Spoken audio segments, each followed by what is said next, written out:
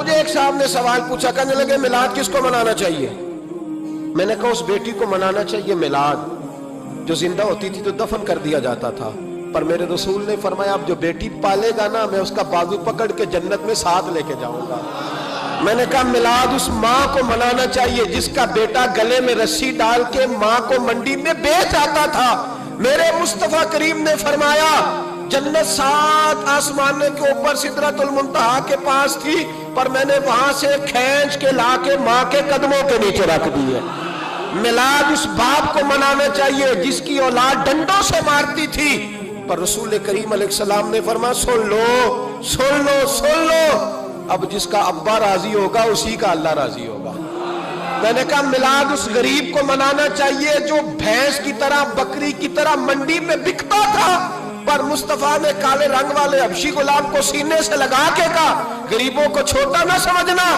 میں اللہ کا رسول جب جنت میں جاؤں گا تو آگے بھی غریب ہوں گے، پیچھے بھی غریب ہوں گے، دائیں بھی غریب ہوں گے، بائیں بھی غریب ہوں گے۔ فرمایا امیر ویٹنگ لسٹ میں ہوں گے،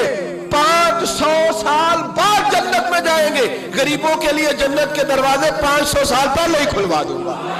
اسے منانا چاہیے، میلاد منانا چاہیے۔ اور میں نے کہا مولوی سن، تجھے پوچھتا کوئی نہ، تیرا ذکر کوئی نہ کرتا، لیکن تو منبر پہ بیٹھا ہے، تو محمد عربی کے نام کا کھا رہا ہے، تو علی کے نام کا کھا رہا ہے، تو عمر عثمان اور ابو بکر کے نام کا کھا رہا ہے، تو حسنین کا صدقہ کھا رہا ہے۔ تجھے نہ تیری کبھی کسی نے برادری پوچھی، نہ کبھی تیرا کسی نے ایڈریس پوچھا، نہ کبھی کسی نے تیری سند پوچھی، لوگ تیرے نعرے لگاتے ہیں، لوگ تیرے ہاتھ چومتے ہیں۔ پھر مان جا کہ تجھے صبح بھی میلاد منانا ہے، شام بھی میلاد منانا ہے، اور تجھے یہ کہنا چاہیے خس خس جنہ قدر نہیں میرا ایتے صاحب نو وڈیائیاں، میں گلیاں دا روڑا کوڑا،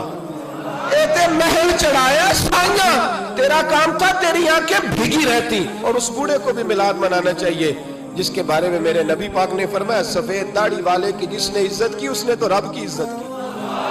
اس نے تو رب کی عزت کی میرے بھائی۔ اس مزدور کو بھی میلاد منانا چاہیے جس کے بارے میں نبی پاک نے فرمایا جو اپنے ہاتھوں پہ چھالے ڈال کے مزدوری کرتا ہے میں نے تو اسے رب کریم کا دوست بنا دیا ہے۔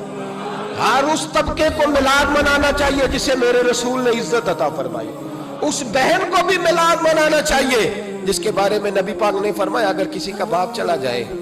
اور اس کے حصے میں بہنیں آ جائیں، 4 بہنیں، 3 بہنیں یا 2 بہنیں بیاہ کے جو آیا دبے سے،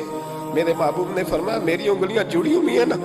اس طرح میں اسے اپنے ساتھ جوڑ کے جنت میں لے کے جاؤں گا۔ اس بہن کو میلاد نہیں منانا چاہیے۔ میرے رسول پاک نے فرمایا جس کی بیٹی واپس آ جائے، طلاق ہو گئی یا بیوہ ہو گئی، واپس آ گئی، نام بچ سکی، واپس آ گئی، فرمایا واپس آنے والی بیٹی کی جو باپ خدمت کرے گا، میرے رسول پاک فرماتے ہیں میں قیامت میں اس کا سفارشی بنوں گا۔ تو اس بیوہ کو اور طلاق یافتہ کو میلاد نہیں منانا چاہیے؟ وہ اس رسول کا ذکر نہیں کرے گی جس نے اتنا درجہ دے دیا، اتنا نواز دیا؟ اور تجھے تو صبح و شام میلاد میلاد کرنا چاہیے تھا، تجھے تو صبح و شام درود درود کرنا چاہیے تھا، سلام کے گجرے بھیجنے چاہیے، یا رسول اللہ کہتے تیری زبان جو ہے وہ ہر وقت تر رہنی چاہیے تھی، تو بحث کر رہا ہے، تو اس پہ دلیلیں دے رہا ہے، تو اس پر باتیں کر رہا ہے۔ حضرت عمر سے پوچھنا، حضرت عمر سے، جناب اسامہ بن زید رضی اللہ تعالیٰ عنہ حضور کے غلام تھے، نبی پاک ان سے بڑا پیار کرتے تھے۔ ایک جنگ میں پیسے آئے، حضرت عمر فاروق رضی اللہ تعالیٰ عنہ نے 25,000 دیا اپنے بیٹے کو، اور اسامہ بن زید کو 50,000 دینار دیے۔ بیٹا کہنے لگا ابا جی وہ تو چھوٹے ہیں، میں بڑا ہوں، وہ حضور کے زمانے میں بچے تھے، میں جہاد کرتا تھا، یہ آپ نے کیا کیا؟ حضرت عمر رو پڑے، کہنے لگے بیٹا یہ تیرے باپ کے سر پر جو عزت کے بال ہے یہ مصطفیٰ کے اگائے ہوئے ہیں۔ نبی پاک اسامہ سے نبی پاک کا پیار بڑا تھا،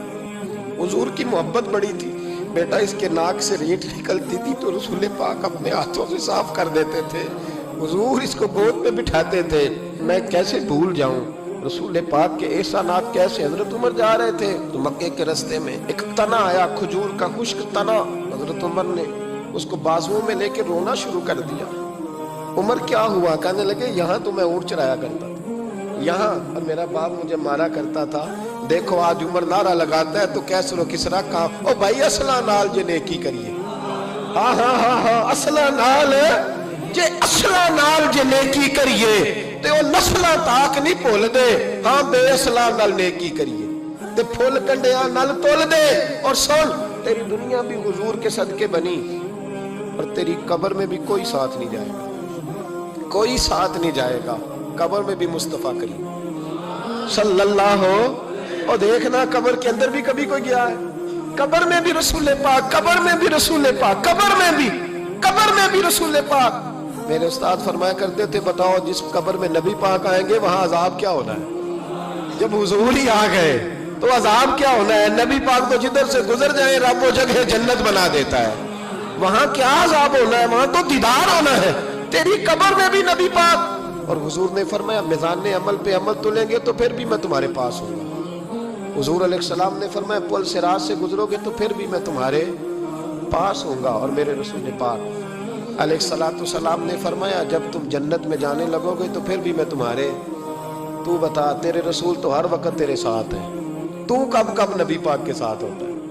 تو بتانا تو کب نبی پاک کے ساتھ میں چھوٹے جلسے کا قائل ہوں لمبی محفل میں گزارش کرتا ہوں دوستوں سے کہ لمبا جلسہ نہ کرو لیکن ایک جگہ پہ میں گیا تو ایک بڑے پڑھے لکھے آدمی نے مجھے کہا مولانا ان کو سمجھائیں آدھی رات تک بٹھائے رہتے ہیں ان کو سمجھائیں میں نے کہا میں سمجھاؤں گا پر آپ بھی ذرا اپنا لب و لہجہ تھوڑا دھیما کریں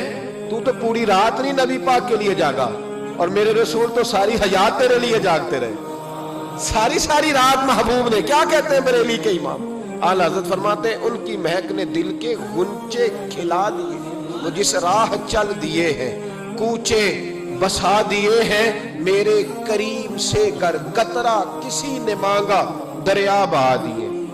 دربے بہا دیے ہیں اور اللہ کیا جہنم اب بھی نہ سرد ہوگا اللہ کیا جہنم اب بھی نہ سرد ہوگا رو رو کے مصطفیٰ نے دریا بہا دیے رو رو کے مصطفیٰ نے اور پھر کہنے لگے رو رو کے مصطفیٰ نے ان کے نثار کوئی کیسے ہی رنج میں ہو جب یاد آ گئے ہیں سب غم بھلا دیے جب یاد آ گئے ہیں سب غم اسی لیے تو ہم کہتے ہیں میلاد کھل کے مناؤ رسول پاک کا میلاد بہانے کرتے ہیں بہانے وہ کرتے ہیں جس نے کام نہیں کرنا ہوتا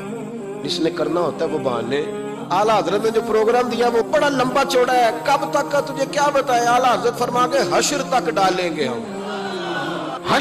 ڈالیں گے ہم پیدائش مولا کی دور اور مثل فارس نجد کے قلعے گراتے جائیں گے اور خاک ہو جائیں عدو جل کر مگر ہم تو رضا دم میں جب تک دم ہے ذکر ان کا سناتے جائیں